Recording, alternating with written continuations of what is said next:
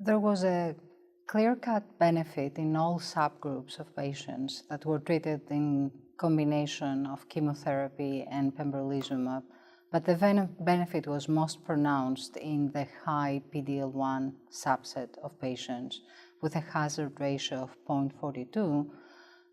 The benefit extended to patients with TPS of 1 to 49% and less than 1%, demonstrating that patients in all settings could benefit from this therapy. Toxicity is a concern, particularly with immunotherapy. These agents introduce a whole constellation of unique toxicities that are not typically observed with chemotherapy. Thyroid disease, potentially hypothyroidism, 10 to 20% of our patients, arthritis, arthralgias, rash, sometimes pruritus in the absence of rash. These are common, but there are even several less common immune-mediated side effects centering on the liver, kidneys, lungs. So we do see pneumonitis and sometimes nephritis or hepatitis, although those are fairly rare. All of these immune-mediated toxicities were higher in the pembro arm, but at manageable levels. By and large, the vast majority were grade 1 or 2, very rare grade 3 or 4 toxicity. Beyond that, there really wasn't much difference in toxicity. Most of the rest of the toxicities were typical of chemotherapy, those that we would usually see with combination pemetrexed and carboplatin.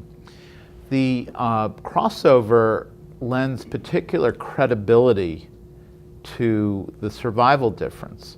If crossover had not been included, we could say that, well, survival is better because the control arm never had exposure to pembrolizumab or to other immunotherapy agents. But in the original 021G trial, well over 70% of patients crossed over either to pembro or some other similar agent. And in the randomized phase 3, the crossover rate exceeds 50%. And as time goes on, that crossover percentage will go up further as more patients have disease progression and become eligible for crossover.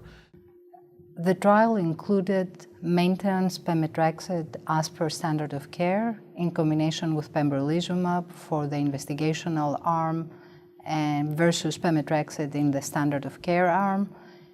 The actual use of maintenance therapy was great. It was in the range of 69 to 75% in both arms. So patients received the full benefit of maintenance therapy in both standard of care and investigational arms.